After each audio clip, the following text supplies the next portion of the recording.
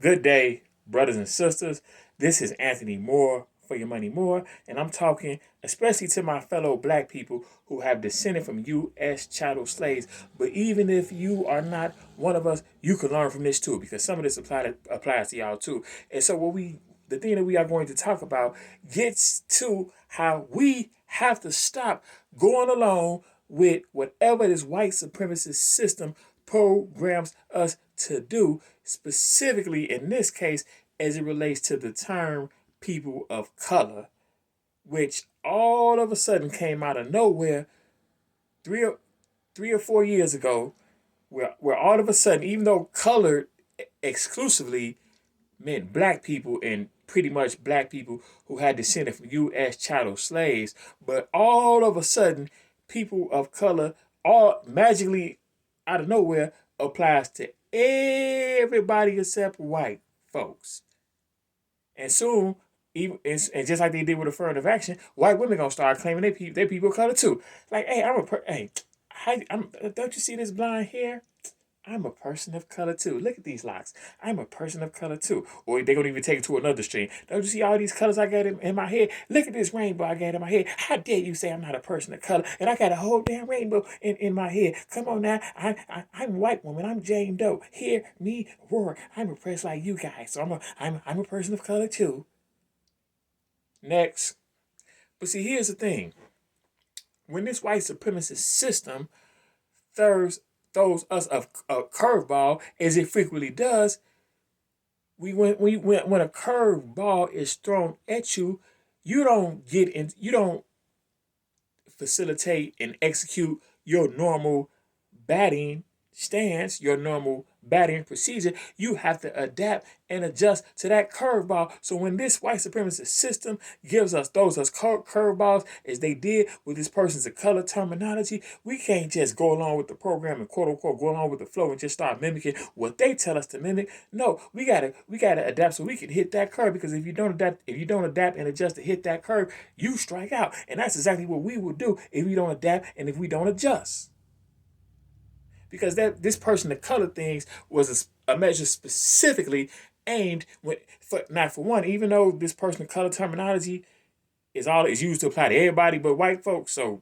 Hispanics, Asians, Indians, everybody, but it was specifically designed and facilitated to dilute and siphon from black people who have descended from U.S. chattel slaves. In other words, black people in America who are descendants of freedmen, the freed slaves after the Civil War. Make no mistake about it, brothers and sisters, this was facilitated specifically to dilute our justice claim, to dilute our political power, which therefore dilutes our economic power, to rob us of what we rightfully are owed and deserve, and to further disenfranchise us and further solidify us as this nation's bottom caste, intended to be permanent underclass. Because and of course when because like I said, colored for the longest, probably since we first arrived in this country, definitely pre-civil rights, colored meant specifically black people, which meant black people who descended from U.S. chattel slaves.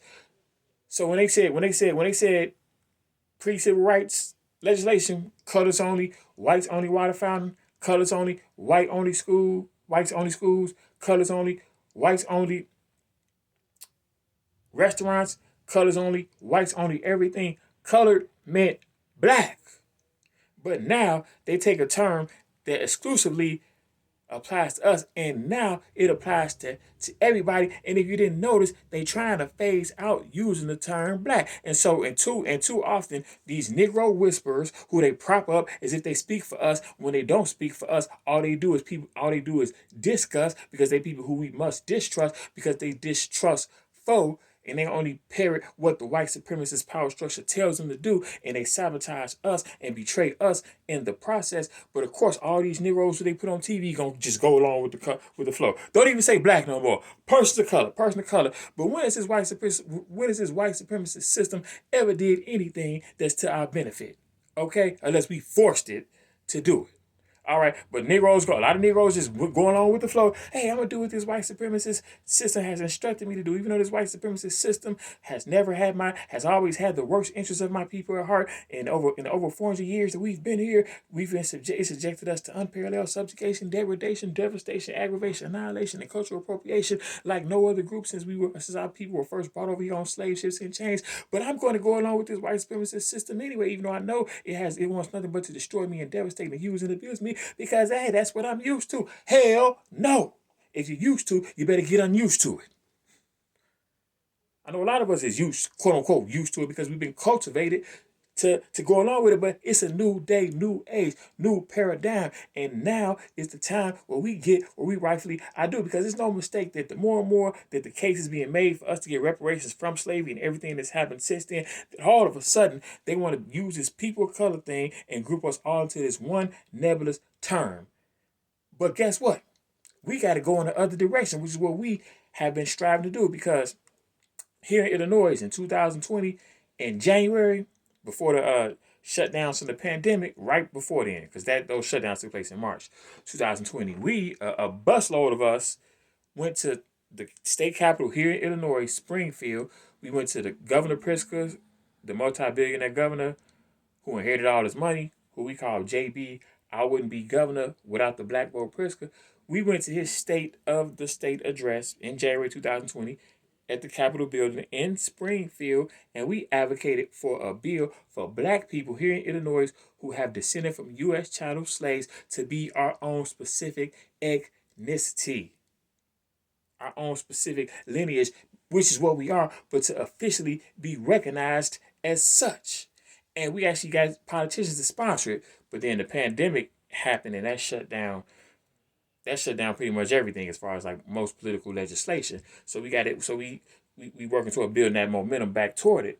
But we were driving full speed ahead of it prior to that pandemic, and that's where we had to go all throughout this nation, because we are our own specific ethnicity. Just like when it comes to Asians, you got different kind of ethnicities under the umbrella of Asia. I mean, when you look at Asians, you got Japanese, you got Chinese, you got Vietnamese, you got Taiwanese, and many others. Just like when it comes to Hispanics, you got Mexican, you got Puerto Rican, you got Dominican, you got Honduran, and many others. And when it comes to those of us who have descent from African descent, okay, you got Ghanaian, you got Nigerian, you got Ethiopian, you got Senegalese, you got Somalian, and you got us black folks who descended from U.S. chattel slaves, who descended from freedmen, the freed slaves after the Civil War. We are our own ethnicity, with our own story, with our own legacy, with our own debt that we are uniquely owed, with our own strength, with our own power that comes from coming, because greatness comes from struggle. And we went through a struggle like no other group. And so the greatness that was within our ancestors and predecessors that endured all this horror, terror, and hardships is within us. And even though we still catching hell, just the fact that we still here is a testament to the greatness within us and the greatness within those who preceded us. And these people know the power of our heritage, which is why they want to move us away from it and appropriate it for themselves.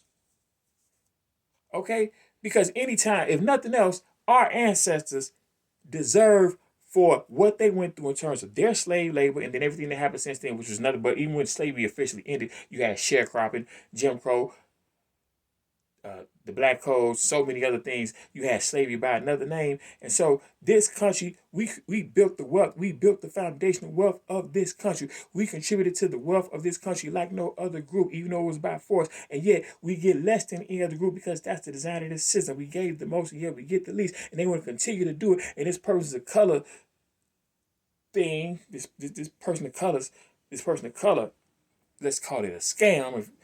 It's just another means to further facilitate that. Because, and the fact that they want to erase our history, even though it's American history, even though it's in the DNA of America, even though so many people have benefited from the greatness that we have contributed to culturally, economically, politically, socially, and in so many other ways. And the fact that our ancestors, like I said, our ancestors and predecessors had to endure being legally recognized as less than human in order to contribute to the great things that so many others who came after us have benefited from, even though we, as the ones who built it, have been shut out of it like no other group, and they want to continue to shut us out like no other group. And that, like I said, this person's a color terminology is another means toward doing it. But no, anytime somebody benefits from America, anytime somebody thinks of so-called American greatness, American benevolence, American quote unquote wholesomeness, they need to understand that our ancestors and what they endured made it possible. And shame on us as their descendants if we allow it, if we forget. I think they should change the name of this country from the United States of America to the United States of building unparalleled wealth and power from enslaving and oppressing blacks in America. Yeah, because check this out. Now, when it comes to the very first, let's look at something. The first and only black U.S. president was not a descendant of U.S. chattel slavery. The first and only U.S. black vice president, not a descendant of U.S. chattel slavery. The first black Secretary of State, Colin Powell, not a descendant of U.S. chattel slavery. The first black Attorney General, Eric Holder, not a descendant of U.S. chattel slaves. The first black U.S. Press Secretary, I think her name was Jareen, whatever her name is, something like that. You look it up. She's not a descendant of U.S. chattel slavery. I see a pattern. How come it is that all of these first are not U.S. descendants of chattel slaves, are not descendants of freemen, even though we disproportionately make up the black population in this country? And that's not a knock on our other black brothers and sisters who have different ethnicities, who also descended from Africans, but that's the truth. And that's a testament to this white supremacist system that wants to colonize and keep us subdued and used and abused as descendants of U.S. chattel slaves, as this nation's bottom caste, intend to be permanent underclass. And so we pushing back on that, and in pushing back on that, we honor who we come from and the greatness that's within us, because we were separated from our heritage in Africa. So our known origin is here, and hell, this country and everything that we built and established is here. As far as what we contributed to the foundation of wealth and the continuous sprawling wealth and power of this country, even though it is in decline. And doing right by us is key to reversing the decline, not just for us, but for the country as a whole.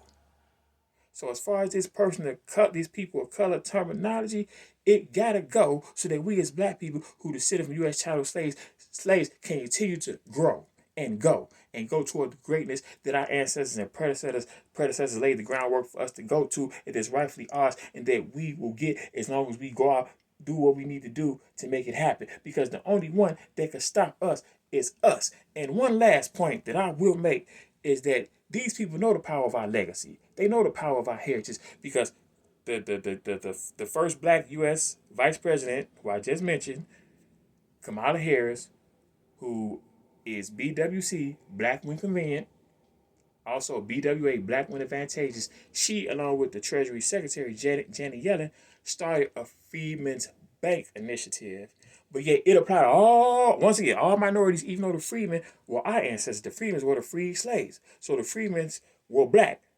As far as the freedmen who were promised all kind of things after Reconstruction to be fully integrated into the United States of America, but yet the racists, the Klan, in reaction, the Klan and all these other racist groups and movements emerged to stop us from being able to fairly compete. And instead of giving us reparations, they gave racist white folks reparations.